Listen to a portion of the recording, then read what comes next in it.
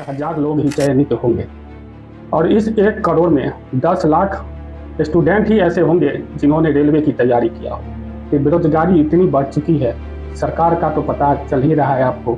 सरकार खुद अपनी संपत्ति बनाने में लगी हुई। दोस्तों, आज मैं आप लोगों के साथ कुछ शेयर करना चाहता हूँ।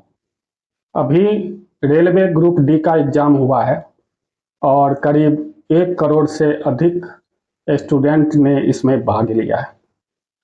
अब आप ये सोचिए कि 1 करोड़ आदमी में मात्र 35,000 लोग ही चयनित होंगे और इस 1 करोड़ में 10 लाख स्टूडेंट ही ऐसे होंगे जिन्होंने रेलवे की तैयारी किया हो और उस 10 लाख स्टूडेंट में 33,000 स्टूडेंट भाग्यशाली होंगे जिनको रेलवे द्वारा चयनित किया जाए।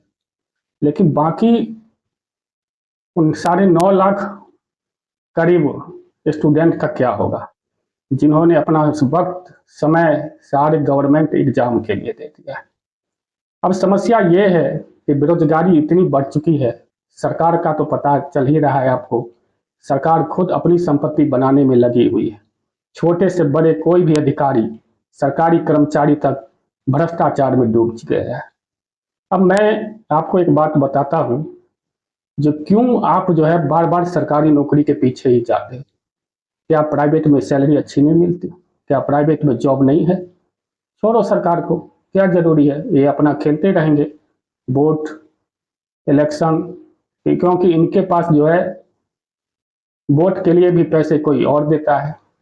अभी इंडिगो जैसी कंपनी ने एक आईना दिखा दिया सरकार को, जो यदि मैं बंद कर दूं तो पूरा भारत बंद हो सकता है और सरकार को जो इसमें पॉलिसी बनाई थी उसे वापस भी लेना पड़ा। तो मेरा ये कहना है, जो आप स्किल्स सीखो, स्किल्स पर ध्यान दो। यदि आपके स्किल्स सही हैं तो आपको जॉब की कमी नहीं है। आप जो वक्त और समय गवर्नमेंट नौकरी के पीछे दे रहे हो, आप स्किल्स सीखो, 8 घंटे की जॉब करो और जॉब करके तब तैयारी करो। हो गया तो ठीक है, नहीं हुआ तो आपका तो स्थिति फिर भी सही रहेगा। आप वक्त दीजिए, मगर आप स्किल्स सीखने में वक्त दीजिए। स्किल्स का मतलब होता है जैसे कोई एसी टेक्नीशियन हो गया, जिसको एसी सही करने आता है, इंस्टॉलमेंट करने आता है, वो व्यक्ति हुआ एसी टेक्नीशियन। जैसे फ्रिज है, वॉशिंग मशीन है या सीसीटीवी कैमरा लगाने वाला काम होता है, तो इस तरह के कार्य आप सीखें और बराबर इस पर ध्यान दे, जो हमें पार्ट टाइम जॉब करके ही सरकारी नौकरी करनी। मैं बार बार यही बात बताता हूँ। और साथ में जब भी आप जॉब करें तो आप फाइनेंस अवश्य सीखें, क्योंकि फाइनेंस एक ऐसी चीज है जो आपको मोटिवेट करेगा कि आप लाइफ में कैसे आगे बढ़ सकते हैं। तो जब भी आपकी सैलरी आए तो कोशिश करें बैंकों से जुड़ने का। तो बैंक से जिस दिन आप, चलो आप एक उदाहरण ले लो, तो 15,000 आपके महीने कमाते हो और आप 10,000 बचाते हो, तो 10,000 का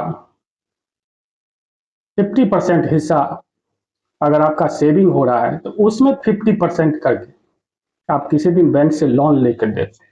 जिस दिन बैंक से तुमने लोन ले लिया और लोन वापस करना शुरू किया, तब जाके आपका सिविल जनरेट होगा और सिविल जनरेट होने के बाद आप उस पैसे से अपना कोई रोजगार कर सकते हो, अपना कोई बिजनेस भी कर सकते हो। और आज के डेट में दूध का उत्पादन हमारे देश में बहुत कम हो रहा है।